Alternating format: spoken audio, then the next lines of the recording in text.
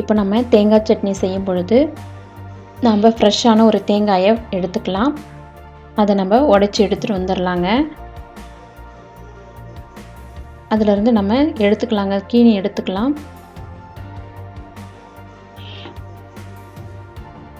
இந்த மாதிரி நல்ல ஷார்ப்பான கத்தியில் அந்த தேங்காய் ஃபுல்லாக எடுத்துக்கலாங்க. நம்ம ஃப்ரெஷ்ஷான தேங்காயில் நம்ம தேங்காய் சட்னி செய்யும் பொழுது ரொம்ப ஃப்ரெஷ்ஷாக இருக்கும். அந்த ஒயிட் கலரில் நிறைய பேருக்கு வர்றதில்லை அப்படின்னு சொல்கிறாங்க. அதுக்கு நம்ம அந்த மேலே இருக்கிற அந்த ப்ரௌன் கலர் பார்ட்டை ரிமூவ் பண்ணிடலாம்.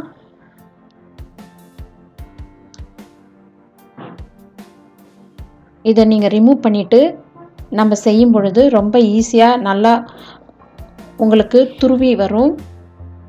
இங்கே பாருங்கள், நம்ம ஒயிட் கலரில் எல்லாமே எடுத்துட்டோம்.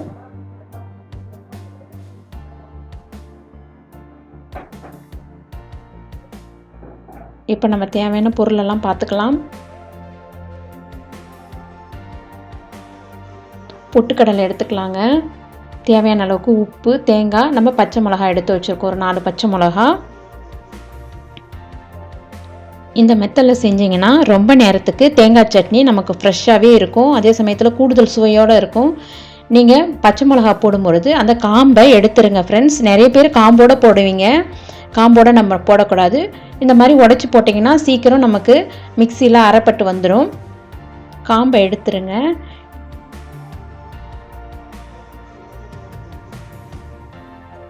இந்த மாதிரி நம்ம உடச்சி போட்டுக்கலாம்.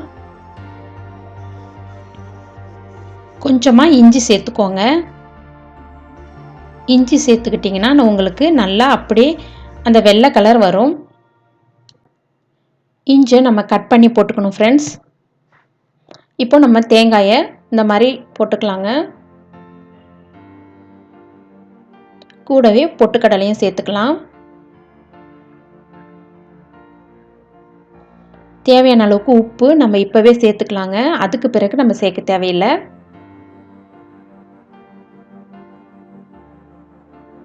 கொஞ்சமாக தண்ணி விட்டுக்கோங்க. தண்ணி ஊற்றாமல் ட்ரையாக நம்ம அரைக்க தேவையில்லை. தண்ணி கொஞ்சம் ஊற்றிக்கிட்டிங்கன்னா உங்களுக்கு ஈஸியாக வரும். இப்போ நம்ம இதை மிக்சியில் அரைச்சி எடுத்துகிட்டு வந்துடலாம். இப்போ அரைச்சாச்சுங்க. நம்ம தண்ணி ஊற்றுனதால நல்லா வந்திருக்குது பாருங்கள். எவ்வளோ ஒயிட் கலரில் இருக்குது பாருங்கள்.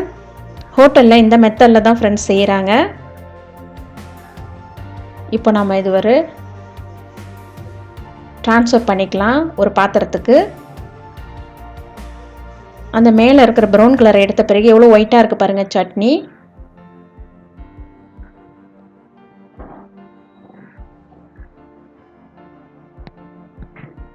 இப்போ நம்ம மிக்சியில் இருக்கிறது எல்லாமே எடுத்துக்கலாம்.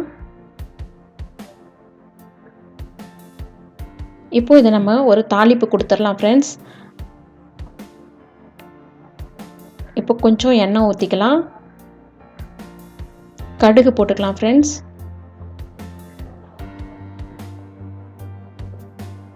கடுகு பொரிஞ்ச பிறகு உளுத்தம்பருப்பு இப்போ தான் நம்ம போடணும்.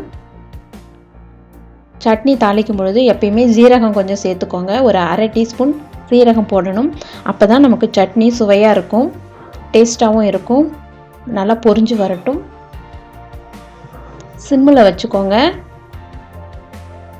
நம்ம தாளிக்கும் போது சிம்மில் வச்சுக்கணும் ஃப்ரெண்ட்ஸ், இல்லைன்னா எண்ணெய் தெறிக்கும்.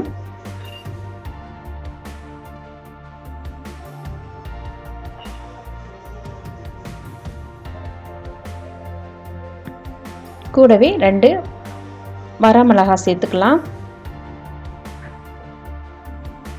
கருவேப்பிலை போட்டுக்கலாங்க. இப்போ இதை நம்ம சட்னியில் தாளிச்ச பொருளை ஊற்றிடலாம். பாருங்கள், நம்மளுக்கு நல்ல ஒயிட் கலரில் எவ்வளோ அழகாக ஹோட்டலில் சாப்பிட்ற மாதிரி நமக்கு சட்னி, தேங்காய் சட்னி கிடச்சிருக்கு. இந்த டிப்ஸ் உங்களுக்கு ரொம்ப யூஸ்ஃபுல்லாக இருக்கும்னு நினைக்கிறேன் ஃப்ரெண்ட்ஸ். நீங்களும் ட்ரை பண்ணி பாருங்கள். ரொம்ப நேரம் கெடாமல் இருக்கும். இந்த மெத்தடில் செஞ்சு பாருங்கள்.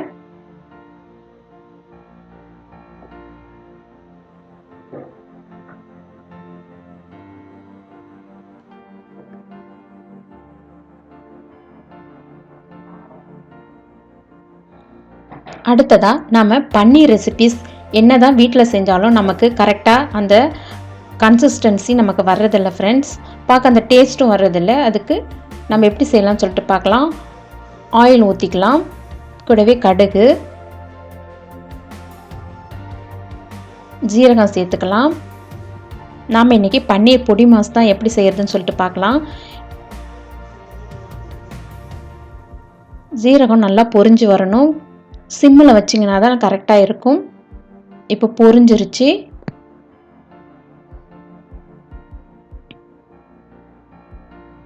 இப்போது நம்ம ஒரு ஆனியனை நல்லா கட் பண்ணி வச்சுருக்க போட்டுக்கலாம். கூடவே தக்காளியும் சேர்த்துக்கலாம். ஆனியன் வதங்கிடுச்சு, தக்காளியும் வதங்கட்டும். இப்போ ரெண்டும் வதங்கிடுச்சு. கூடவே ரெட் சில்லி பவுடர் கொஞ்சம் போட்டுக்கலாம். நீங்கள் இந்த அளவுகளோட நீங்கள் செய்யும் பொழுது உங்களுக்கு ரொம்ப நேரத்துக்கு ரொம்ப டேஸ்ட்டாக நமக்கு கிடைக்கும். இப்போ மஞ்சள்தூள் போட்டுக்கலாம். கூடவே கரம் மசாலா பவுடர், சால்ட்டு எல்லாம் சேர்த்துக்கலாம் ஃப்ரெண்ட்ஸ். இந்த ஸ்டேஜில் சேர்த்துக்கோங்க. நான் பிங்க் சால்ட்டு தான் சேர்த்துருக்கேன். நீங்கள் எந்த சால்ட்டு வேணாலும் சேர்க்கலாம். ஆனால் வந்து நம்ம இந்த ரெசிபிக்கு தூள் உப்பு கொஞ்சம் சேர்த்துக்கிட்டிங்கன்னா தான் நல்லா இருக்கும்.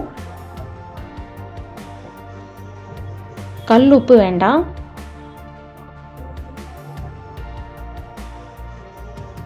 அப்படி கல் உப்பாக இருந்தால் பொடிச்சு சேர்த்துக்கோங்க. இப்போ நல்லா வதங்கிடுச்சு. எல்லா மசாலாக்களும் அதில் இறங்கி வந்துருச்சு. இப்போது நம்ம நல்லா துருவி வச்சுருக்க பன்னீரை இதில் சேர்த்துக்கலாம். நல்லா மிக்ஸ் பண்ணி எடுத்துக்கலாம். பன்னீரை இந்த லெவலுக்கு கொஞ்சம் கொஞ்சமாக நீங்கள் கையாலையும் துருவலாம், இல்லை ஸ்க்ரப்பராலையும் பண்ணிக்கலாம்.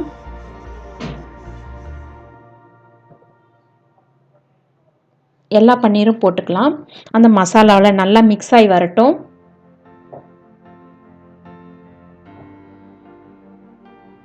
நீங்கள் இந்த வேலை செய்யும் பொழுது கொஞ்சம் சிம்மில் வச்சுக்கோங்க ஃப்ரெண்ட்ஸ். ஃபாஸ்ட்டாக வச்சுக்க வேண்டாம். இப்போ லாஸ்ட் ஸ்டேஜில் கஸ்தூரி மெத்தி கொஞ்சம் கையால் இந்த மாதிரி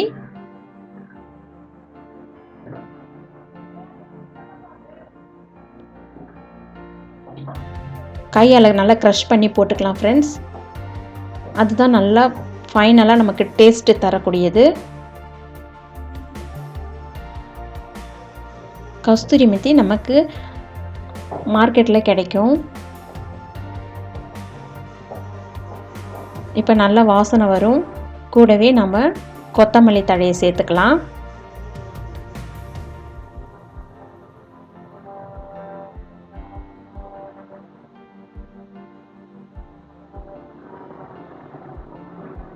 நம்ம சேனலை இப்போ தான் ஃபஸ்ட் டைம் பார்க்குறீங்கன்னா நம்ம சேனலை சப்ஸ்கிரைப் பண்ணிக்கோங்க ஃப்ரெண்ட்ஸ். இப்போ நம்ம மிக்ஸ் பண்ணி விட்டுக்கலாம். ஒரு 1லேருந்து 2 நிமிஷம் போல் இருக்கட்டும். இப்போ நமக்கு ரெடி ஆயிடுச்சுங்க. நம்ம சூடாக சர்வ் பண்ணிடலாம். இந்த மெத்தடில் நீங்கள் செஞ்சிங்கன்னா பன்னீர் பொரிச்சி ரொம்ப நேரத்துக்கு கெடாமல் அதே டேஸ்ட்டோடு இருக்கும். குழந்தைங்கள்லேருந்து பெரியவங்க வரைக்கும் எல்லோரும் விரும்பி சாப்பிடுவாங்க. நமக்கு இப்போ பன்னீர் பொரிச்சி ரெடி ஆகிடுச்சு ஃப்ரெண்ட்ஸ். இந்த டிப்ஸ் உங்களுக்கு ரொம்ப யூஸ்ஃபுல்லாக இருக்கும்னு நினைக்கிறேன் ஃப்ரெண்ட்ஸ். இன்றைக்கி பார்த்த நம்மளுடைய டிப்ஸ் எல்லாம் உங்களுக்கு பிடிச்சிருக்கும்னு நினைக்கிறேன் ஃப்ரெண்ட்ஸ். பிடிச்சிருந்தா நம்ம சேனலை லைக் பண்ணுங்கள், ஷேர் பண்ணுங்கள், உங்கள் ஃப்ரெண்ட்ஸ் அண்ட் ஃபேமிலியோடு ஷேர் பண்ணுங்கள் ஃப்ரெண்ட்ஸ். தேங்க்யூ ஃபார் வாட்சிங். Wish you happy cooking.